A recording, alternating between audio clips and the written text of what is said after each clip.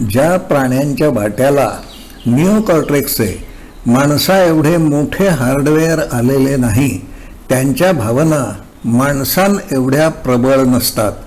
हे जीव वर्तमान काळात राहत असतात. वर्तमानात राहणे माणसाला शिकावे लागते. वर्तमान काळात राहणे सहज साध्य असल्याने प्राण्यांच्या वाट्याला फारशी मानसिक दुःखे येत नाहीत.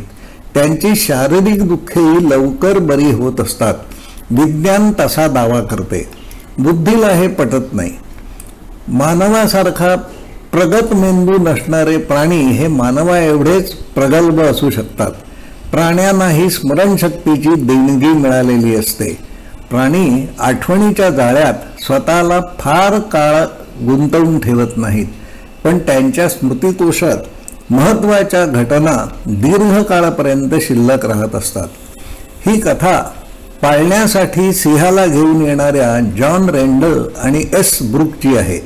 1969 मध्ये त्यांनी प्राणी संग्रहालयातील एका सिंहाच्या छाव्याला दत्तक घेतले. त्याचे नाव त्यांनी ख्रिश्चन असे ठेवले. हे दोघेजण त्यांच्या काही कुटुंबियांसोबत सिंहाच्या त्या छाव्याबरोबर खेळत असत. पण सिंह झपाट्याने वाढत होता. दिवसेदिवस वेगाने वाढणाऱ्या सिंहाला त्यांची जागा अपुरी पडत होती. त्याला जंगलात सोडणे गरजेचे होते. 1971 मध्ये त्याला केनियात नेण्यात आले. सिंहावर प्रेम असणाऱ्या लायन मॅन म्हणून ओळखल्या जाणाऱ्या जॉर्ज ॲडम्सनच्या ताब्यात त्याला देण्यात आले. त्याला केनियात सोडल्यानंतर 9 महिन्यांनी रेंडल आणि ब्रूक केनियात गेले. त्यांना त्या सिंहाला पाहायचे होते.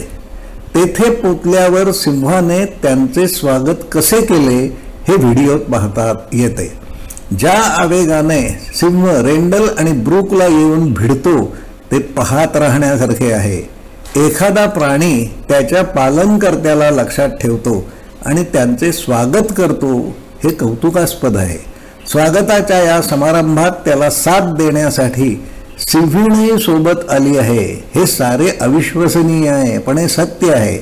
प्राण्यांची स्मरणशक्ती आणि त्यांच्या पालनकर्त्यांविषयी त्यांच्या मनात असलेले प्रेम कौतुक दाखवणारे बरेच व्हिडिओ इंटरनेटवर पाहता येतात. बराच काळ मध्ये गेल्यानंतरही प्राणी त्यांच्या मालकाला ओळखतात, त्यांच्याविषयी प्रेम व्यक्त करतात. या संबंधातील व्हिडिओज पाहण्यासाठी अवश्य वेळ काढा. हे चित्रीकरण पाहिल्यावर आपल्याला अनेक प्रश्न पडतात.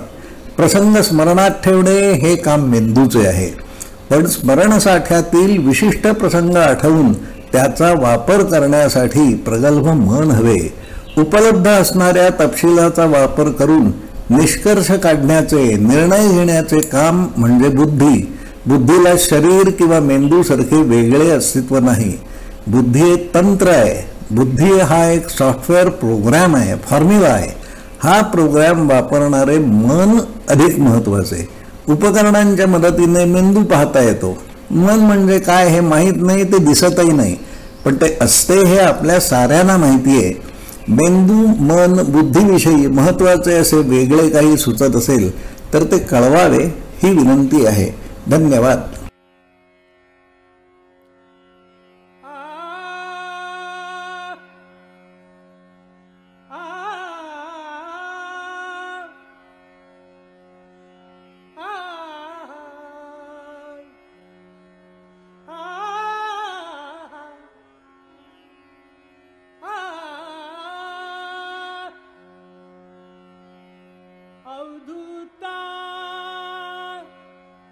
अवधूता गगन घटा गहरा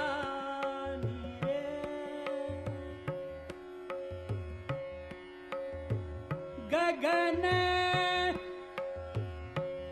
गगन